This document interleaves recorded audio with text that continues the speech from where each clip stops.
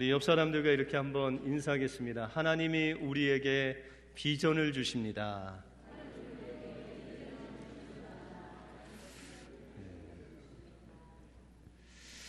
목사님, 제 나이가 몇 살인데 비전을 주십니까? 여러분들 신앙에는 졸업이 없는 줄 믿습니다.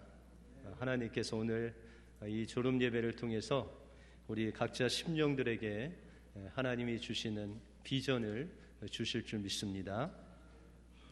미국 미시간 성 요셉이라는 고아원에 타미와 지미라는 형제가 들어가게 되었습니다. 그런데 이 타미는 날마다 그 원생들과 싸움이 계속되었습니다. 매일매일 자기의 성격과 안 맞으면 싸우고 또 치고받고, 그의 선생님인 베라다라는 선생님은 인내심을 갖고 이 타미를 계속해서 격려하고 타일렀습니다. 그는 이 타미에게 이야기하기를, 하나님이 너를 정말 사랑하신다. 너는 큰 꿈을 꾸어라.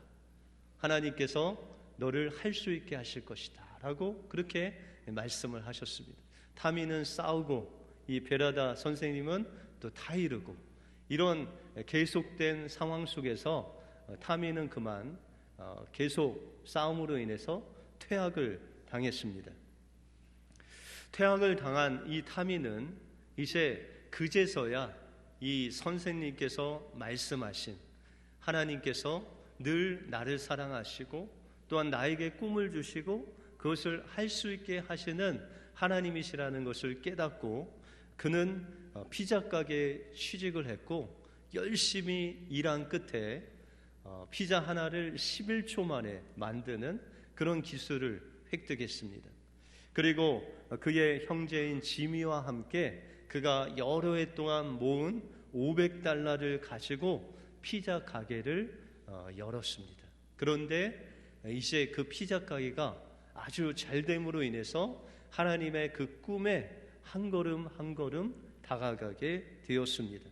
이 가게는 큰 성공을 이루었고 전 세계 7천여 개의 점포를 소유한 도미노 피자가 되었습니다. 이 피자 사업을 통해서 벌어들인 돈으로 미국 프로야구 명문 디트로이트 프로 구단을 사서 그 수익금으로 많은 사람들에게 장학금을 주는 그런 선한 일을 하게 되었습니다. 그는 방황하는 청소년들에게 이야기하기를, 그 선생님이 그에게 주었던 꿈인 하나님은 당신들을 정말 사랑하십니다. 큰 꿈을 가지십시오. 그리고 그 꿈은 하나님께서 여러분들과 함께 하셔서 하나님이 이루어 주실 것입니다 라고 이 청소년들에게, 또 방황하는 자신과 같이 청소년 시기에 방황하는 자들에게 꿈을 주며 그의 일생을 살았습니다. 하나님은 여러분들과도 함께 하십니다. 그리고 여러분들에게도 지금 꿈을 주셔서 그 꿈을 하나님께서 이루시고 계시다는 것입니다. 오늘 이 시간에 하나님이 주시는 비전과 꿈을 가지고 돌아가시는 여러분들의 삶이 되시길 바랍니다. 오늘 본문을 통해서 사도 바울이 말하는 비전이 무엇이고, 또한 그 비전을 하나님께서 어떻게 이루어 가시는지 오늘 본문을 통해서 살펴보겠습니다. 먼저 하나님이 주신 비전은 예수님을 깊이 알고 예수님을 닮아가는 비전을 여러분들에게 주십니다. 이 비전이라고 할 때 우리는 이것을 가리켜 꿈이다, 또한 우리 미래의 삶의 목표다라고 그렇게 이야기를 합니다. 조나단 스위프트라는 사람은 비전은 보이지 않는 것을 보는 기술이다라고 그렇게 이야기했습니다. 여러분들이 잘 아시는 과학자인 아이작 뉴턴은 나는 망원경을 들고 수백 마일 떨어진 그곳을 볼 수 있지만, 그러나 내가 그 망원경을 내려놓고 무릎을 꿇고 하나님을 바라볼 때 하나님께서는 더 멀리 하늘을 볼 수 있는 눈을 나에게 열어주신다라고 그렇게 말씀하고 있습니다. 오늘 본문에는 사도 바울이 이제 60살이 넘어서 감옥에 갇혀 있습니다. 이제 몇 년 후면은 순교를 당할 날이 얼마 남지 않았음에도 불구하고 그는 하나님께서 주신 비전을 향해서 그 감옥에서도 달려가고 있다라고 그렇게 말씀하고 있습니다. 그러면 이 사도 바울이 가졌던 하나님이 주신 그 비전은 무엇이겠습니까? 오늘 본문 말씀 12절에 보시면 내가 이미 얻었다함도 아니요 온전히 이루었다함도 아니라 오직 내가 그리스도 예수께 잡힌 바 된 그것을 잡으려고 쫓아간다라고 말씀하고 있습니다. 여러분들, 사도 바울의 비전은 바로 예수께 잡힌 바 된 그것이 바로 하나님이 바울에게 주신 비전이다라고 말씀하고 있습니다. 사도 바울이 예수님을 알지 못할 때 그는 하나님을 기쁘시게 하기 위해서 이 예수 믿는 사람들을 잡아서 감옥에 가두는 것이 하나님의 뜻이라고 생각했습니다. 그래서 가까이에는 예루살렘에 있는 그 믿는 자들을 잡아서 옥에 가뒀고, 멀리서는 이 아수르라는 그곳까지 가서 예수 믿는 사람을 잡아서 예루살렘에 있는 감옥에 가두었습니다. 어느 날 그가 아수르를 지나는 그 다메섹 도상에서 빛으로 오신 예수님을 만났습니다. 이제 빛으로 오신 예수님을 만나자 그게 눈이 너무 부셔서 앞을 바라볼 수 없었습니다. 그래서 당신은 누구십니까? 라고 묻습니다. 그때 빛으로 오신 예수님이 말씀하시기를 나는 내가 핍박하는 예수다 라고 그렇게 말씀하십니다. 사도 바울은 그 시간부터 육신의 눈이 멀어져서 앞을 보지 못했지만 그가 만난 그분, 내가 핍박하던 그 예수님이 바로 그가 그토록 기다렸던 메시아라는 것을 알게 되었습니다. 그리고 그 예수님이 바로 그의 삶의 비전이 되었습니다. 내가 예수님을 알고 예수님을 닮아가는 것, 그것이 그의 삶의 비전이 되었다는 것입니다. 그래서 하나님께서는 그가 예수님을 만났을 때 그를 이방인의 사도로, 이방인들에게 복음을 전하는 하나님의 사람으로 그 사명을 그에게 주셨다는 것입니다. 그 이후에 그는 예수님을 닮아가기 위해서, 또한 주님이 주신 사명을 감당하기 위해서 자신이 가지고 있는 모든 것들을 다 버렸다라고 말씀하고 있습니다. 그래서 8절 이하에 보시면 또한 모든 것을 해로 여김은 내 주 그리스도 예수를 아는 지식이 가장 고삼함을 인함이라.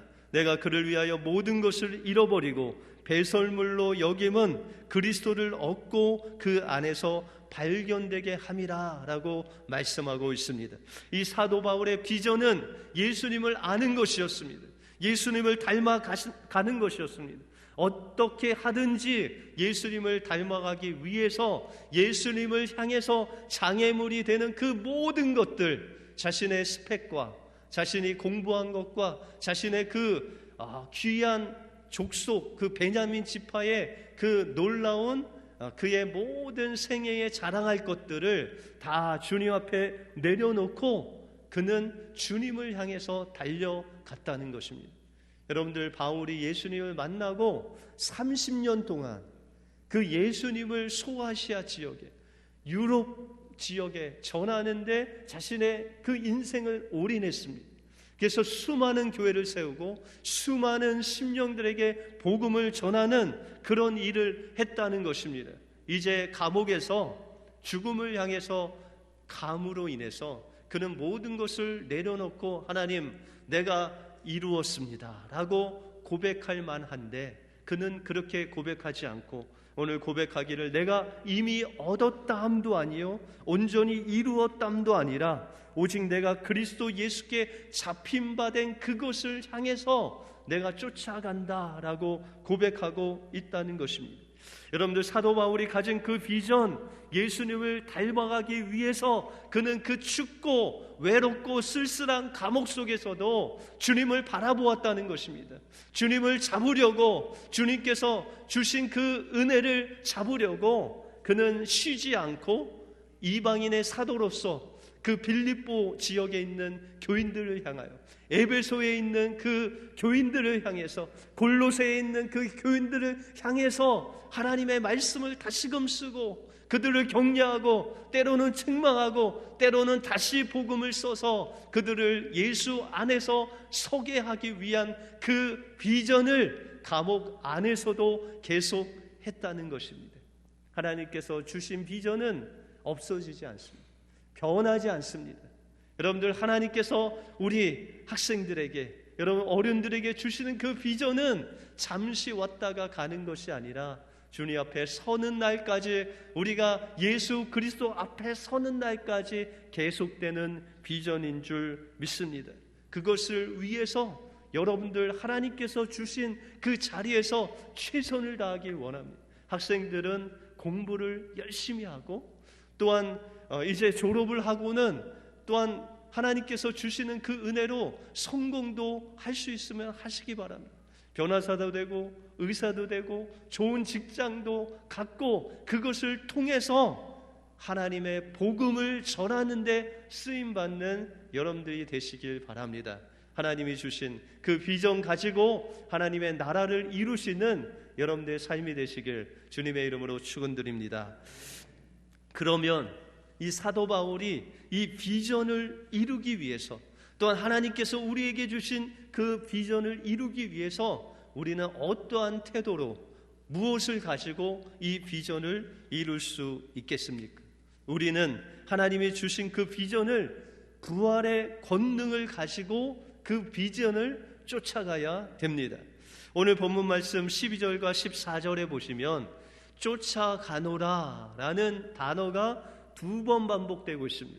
여러분들, 사도 바울이 이것을 그냥 우연히 2번 쓴 것이 아니라 이 쫓아가노라 라는 단어가 얼마나 중요한지를 강조하고 있습니다. 여러분들, 고대에 서는 어떤 놀이 중에 사냥 대회가 있다고 합니다. 여러분들 사냥해 보신 적 있으세요? 저도 사냥은 해보지 못하는데 이 사냥 대회 때 우승을 하려면 아주 실하고 아주 이제 귀한 그런 짐승을 잡는 사람이 그 사냥 대회에서 우승을 했다고 합니다. 네, 여러분들, 어떤 사람이 사냥을 딱 나갔는데 아주 토실토실한 너구리 한 마리를 발견했습니다. 그래서 그것을 활을 가지고 어떻게 하든지 쫓아가서 그 토실토실한 너구리를 잡아야 되는데, 갑자기 그 너구리 옆에 뿔이 막 멋있게 달린 노루가 나타났습니다.